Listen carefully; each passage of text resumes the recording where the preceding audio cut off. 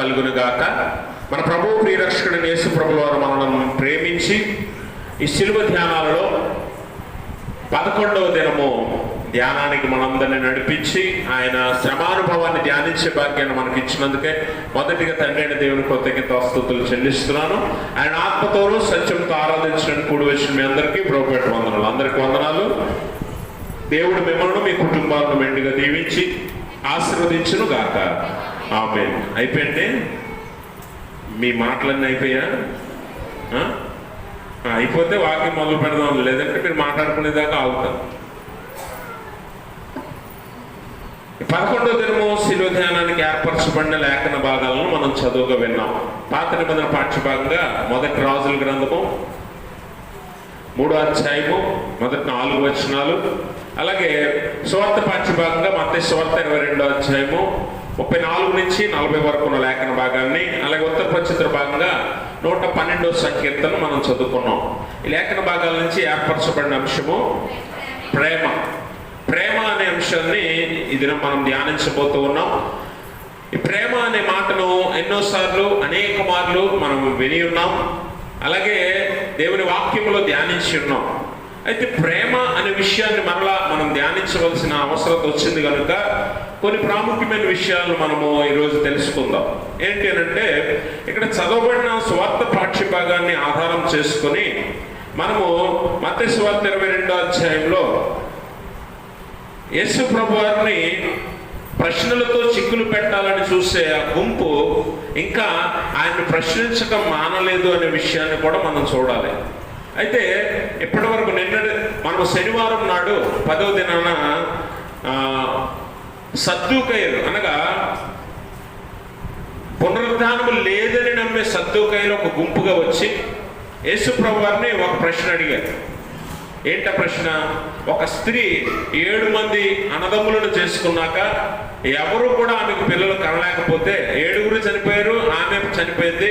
మరి పునరుద్ధానమందు ఈ 7గురిలో ఆమె ఎవరికి భారీగా ఉంటుందని ఒక ప్రశ్నతో వారు యేసు ప్రభు వారిని చిక్కుల్లో పెట్టాలని ప్రయత్నం చేశారు. అయితే దానికి యేసు ప్రభు వారు ఇచ్చిన సమాధానంతో వారందరూ కూడా ఆశ్చర్యపడి అక్కడి నుంచి వెళ్ళిపోయినట్లుగా చూస్తాం.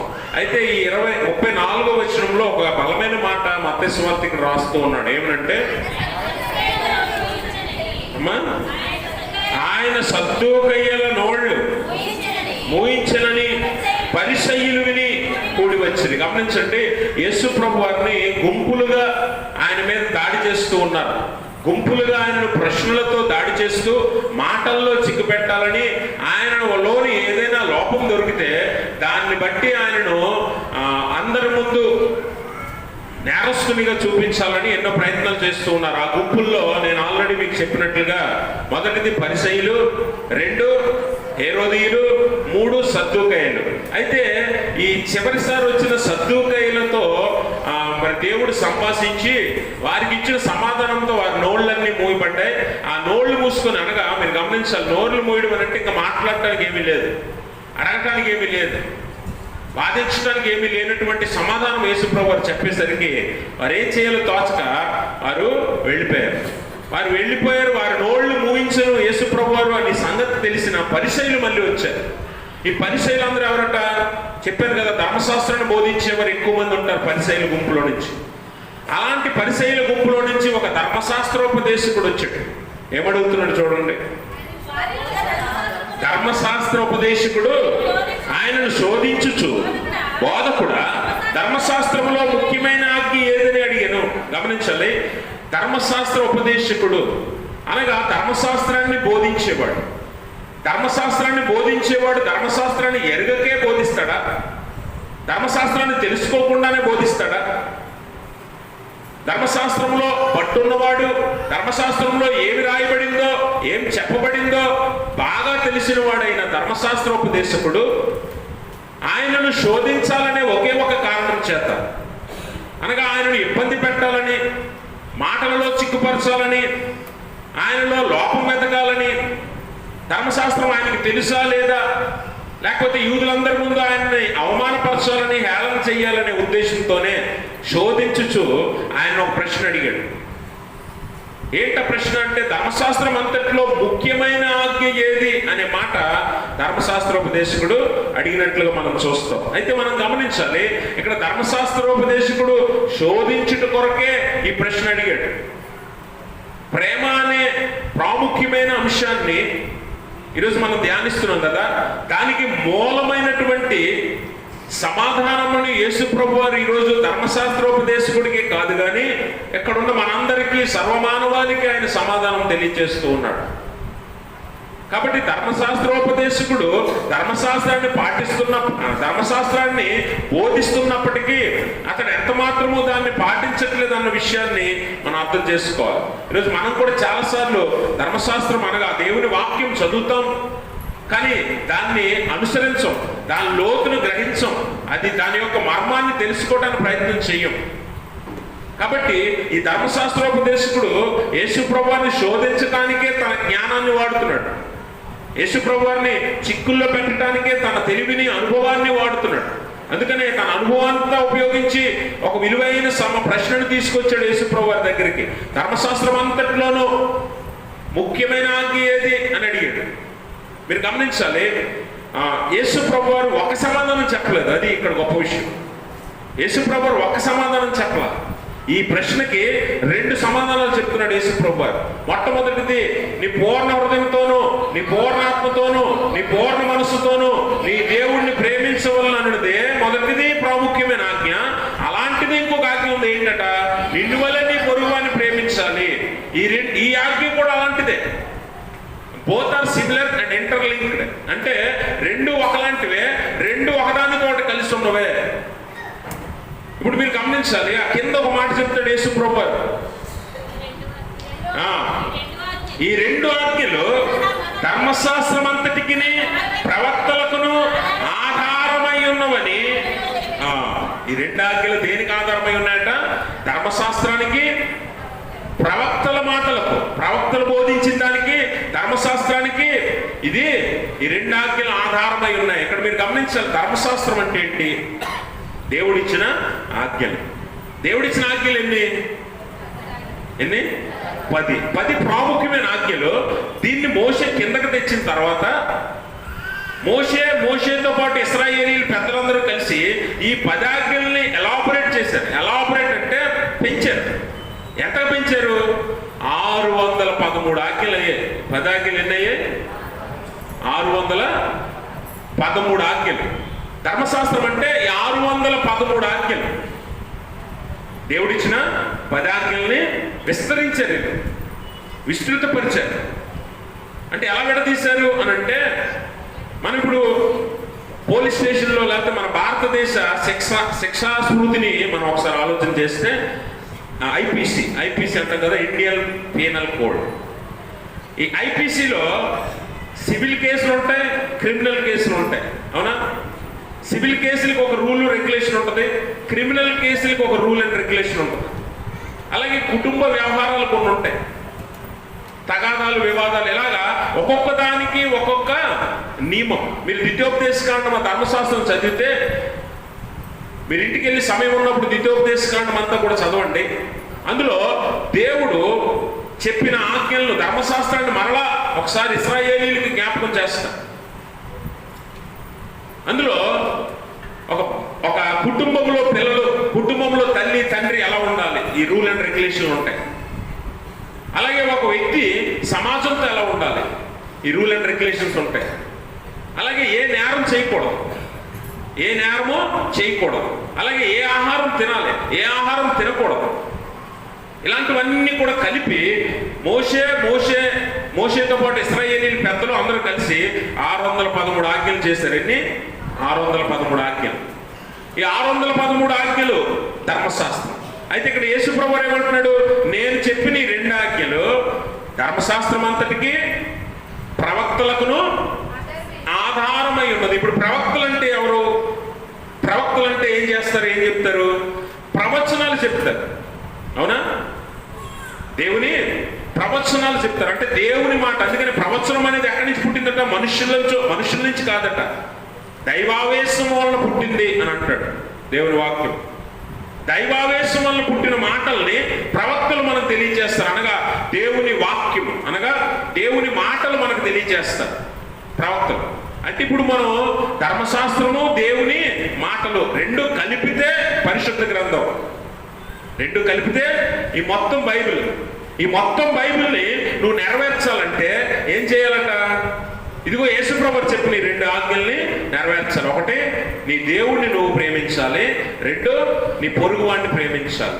అయితే పౌలు మనుష్యుల యొక్క కాఠిన్యాన్ని, మనుష్యుల యొక్క దుర్బుద్ధిని ఎరిగి ఒక అడుగు ముందుకేసి గలతీ పత్రికలో ఒక ప్రాముఖ్యమైన మాట చెప్తూ ఉన్నాడు. 5వ అధ్యాయము 14వ వచనం అంటాడు, ధర్మశాస్త్రం అంతయు నిన్ను వలే నీ పొరుగువాడిని ప్రేమించుము అను ఒక్క మాటలో అర్థమైంది మీకు?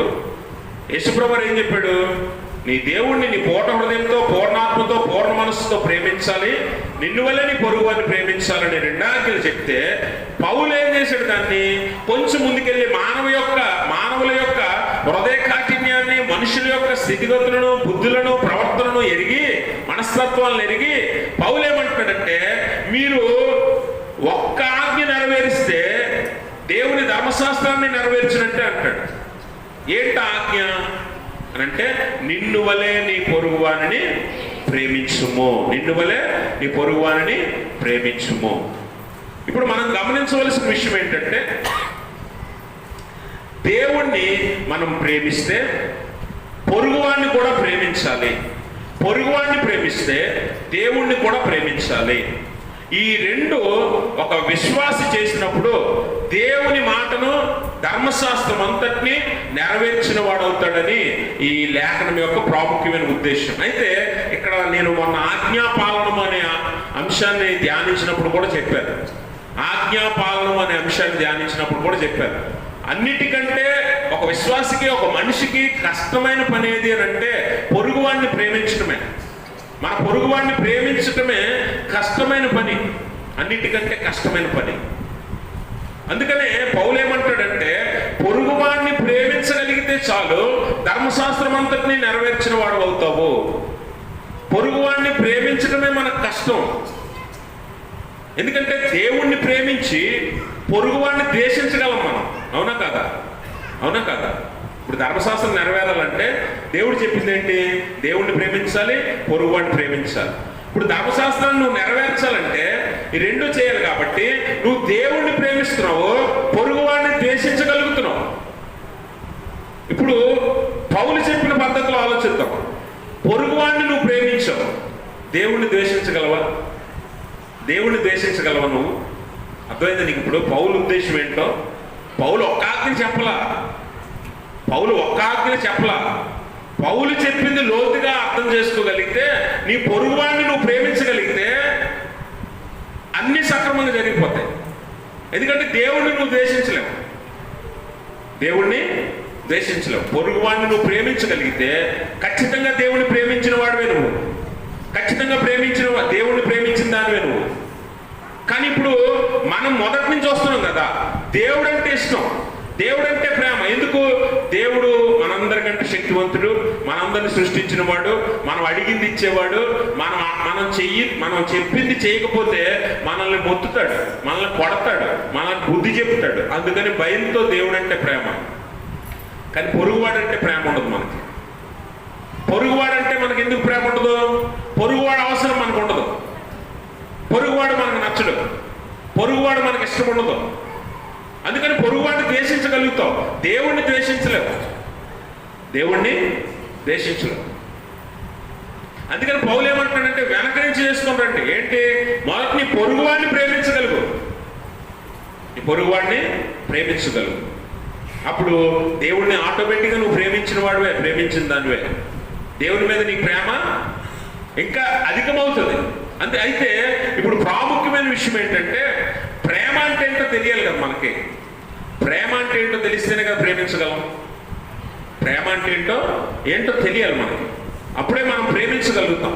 ప్రేమ అనే దాన్ని తప్పుడు అర్థంలో తీసుకొని చాలాసార్లు మనం పొరపడుతూ, మన జీవితంలో అవసరమైన ప్రతిసారి ప్రేమ అనే పదాన్ని వాడుతూ మన ప్రేమను తప్పుదోవ పట్టిస్తున్నాం, ప్రేమకున్న అర్థాన్ని పాడు చేస్తున్నాం. వాస్తవానికి ప్రేమ అనేది దేవుని వాక్య ఉద్దేశంలో వేరు, ఈ లోక సంబంధంగా ప్రేమ వేరు. ఈ లోక సంబంధమైన ప్రేమతో దేవుడు పోల్చట్లే ఎక్కడ కూడా. లోక సంబంధమైన ప్రేమ లోక సంబంధమైనదే, దేవుని ప్రేమ దేవునిదే. రెండింటికి చాలా వ్యత్యాసం ఉంది. అందుకనే గ్రీకులో చాలాసార్లు నేను అంతకుముందు కూడా మీకు జ్ఞాపకం చేశాను. గ్రీకులో ఏ ప్రేమ దగ్గర ఏ పదం వాడాలో ఆ పదాన్ని గ్రీకు బైబిల్లో వాడబడింది. సెప్టువజెంట్ అంటాం దాన్ని. ఆ బైబిల్ని, గ్రీకు బైబిల్ని సెప్టువజెంట్ అంటాం. 70 మంది రాసి. కాబట్టి ఆ బైబిల్లో ప్రేమ అనే పదం ఉన్న చోట గ్రీకు భాషలో ఒక్కొక్క పదం వాడారు. మనకు అన్ని బైబిల్ ఎక్కడ చూసినా ప్రేమ అనే రాయబడి ఉంటుంది. 1 కొరింథీ పత్రికలో 13వ అధ్యాయంలో ప్రేమ ఉంటుంది.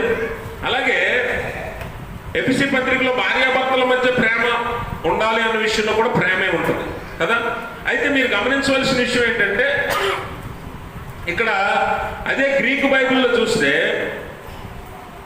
భార్యాభర్తల మధ్య ప్రేమను చూపించడానికి ఎరోస్ అనే మాట వాడారు. ఎరోస్ అనే మాట గ్రీకు మాట వాడారు. ఎరోస్ అంటే ఏ ప్రేమది?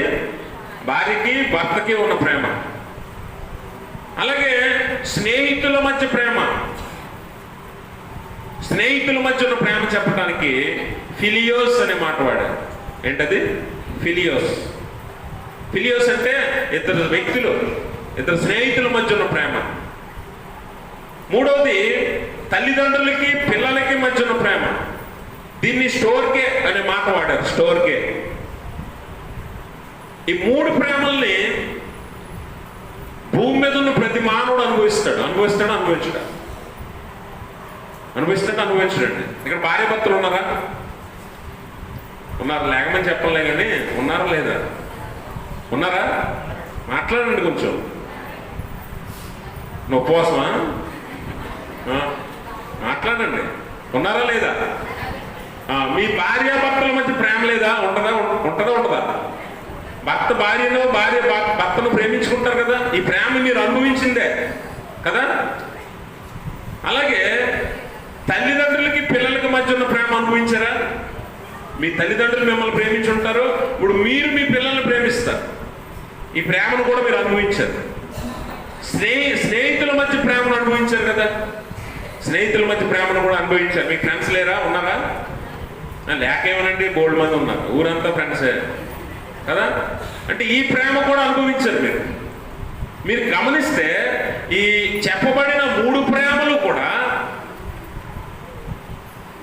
శాశ్వతం కాదన్న విషయాన్ని పరిశుద్ధ గ్రంథం చెప్తుంది. ఈ 3 ప్రేమలు కూడా శాశ్వతం కాదన్న విషయాన్ని చాలా స్పష్టంగా మాట్లాడతాయి లేఖనాలు. అందుకే మనం గమనించాలి, భార్యాభర్తల మధ్య ప్రేమ వికసిస్తుంది, ఫలిస్తుంది, వాడిపోతుంది కదా. ఏదో ఒక సమయంలో వాడిపోతుంది. అందుకనే ఎఫెసీ పత్రికలో భార్యాభర్తల మధ్య ఉండవలసిన ప్రేమ ఎలాంటి ప్రేమ అని దేవుడు చెప్తాడంటే అపోస్తలుడైన పౌలు ద్వారా, ఆ ప్రేమ ఫిలియోస్ ప్రేమ కాదు, ఎరోస్ ప్రేమ కాదు, స్టోర్కే వంటి ప్రేమ కూడా కాదు. కానీ భార్య భర్తల మధ్య ఉండవలసిన ప్రేమ క్రీస్తుకి సంఘానికి ఉన్నటువంటి ప్రేమ లాంటిదై ఉండాలి. క్రీస్తు సంఘాన్ని ఎలా ప్రేమించాడట? తన ప్రాణము పెట్టినంతగా ప్రేమించాడు. అంటే it is nothing but agape. అంటే అగాపే ప్రేమ అని దేవుని ప్రేమకు పేరు పెట్టాడు గ్రీక్ భాషలో. అగాపే వేరు, ఎరోస్ వేరు, ఫిలియోస్ వేరు, స్టోర్కే వేరు. ఈ 3 ప్రేమలు భూమి మీద ఎక్కడైనా నీకు దొరుకుతాయి. ఈ ప్రేమ మానవుడు ఎవడు నీకు ఇవ్వలేనిది. అందుకనే భార్యాభర్తలుగా ఒక బంధంలో అడుగు పెట్టబోతున్న మీరు ఎలాంటి ప్రేమ కలిగి ఉంటారట? ఇలాంటి అగాపే ప్రేమ కలిగి ఉంటే మీ బంధం చివరి దాకా నిలబడుతుంది.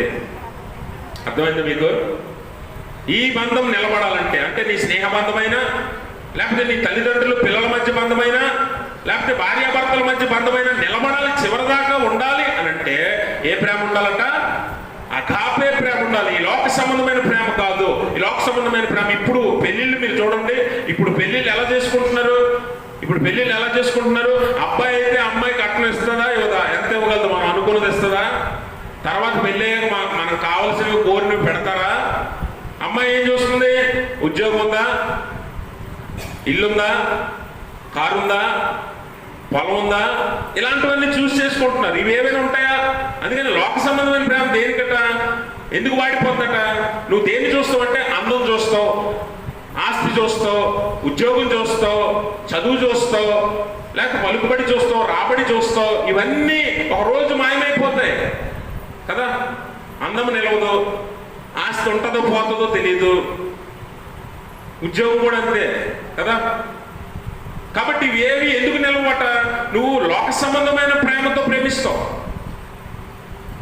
కానీ అగాపే ప్రేమ ఎలా ఉంటుందట? దేవుని ప్రేమ ఎలా ఉంటుందట? దేవుని ప్రేమ ఎలా ఉంటుంది?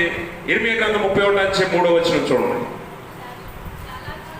చాలా కాలం క్రిందట యెహోవా వాక్కు నాకు ప్రత్యక్షమై ఎలాగ సెలవిచ్చెను, శాశ్వతమైన ప్రేమతో నేను నిన్ను ప్రేమించుచున్నాను గనుక విడువక నీ ఎడల కృప. విడువక నీ ఎడల అంటే దేవుని ప్రేమ ఎలా ఉంటుందంటే శాశ్వతమైనది, విడువనిది, ఎడబాయనిది, ఎల్లప్పుడూ నిలుచున్నది, ఎన్నడూ మారనిది దేవుని ప్రేమ. దేవునికి స్తోత్రం. ఈ ప్రేమ దేవుని ప్రేమ. ఈ ప్రేమను నువ్వు రుచి చూస్తే, ఈ ప్రేమను నువ్వు ఎరుగుంటే, ఈ ప్రేమతోనే అందరినీ ప్రేమిస్తావు. అది భర్త అవ్వచ్చు, భార్య అవ్వచ్చు, తల్లిదండ్రులు అవ్వచ్చు, పిల్లలు అవ్వచ్చు, స్నేహితులు అవ్వచ్చు, ఎవరైనా అవ్వచ్చు, నీ పొరుగువాడైనా అవ్వచ్చు. ఏ ప్రేమతో నువ్వు ప్రేమిస్తావు? ఈ ప్రేమను నువ్వు అలవర్చుకోవాలి. దేవుని ప్రేమ అలాంటిది. అందుకే దేవుడు ఏమై ఉన్నాడట? దేవుడు ప్రేమాస్వరూపి అయి ఉన్నాడు. కింద ఫుట్నోట్లో ప్రేమ అయి ఉన్నాడు అంటాడు. దేవుడు ప్రేమించటం కాదట, దేవుడే ప్రేమట. దేవుడే ప్రేమట.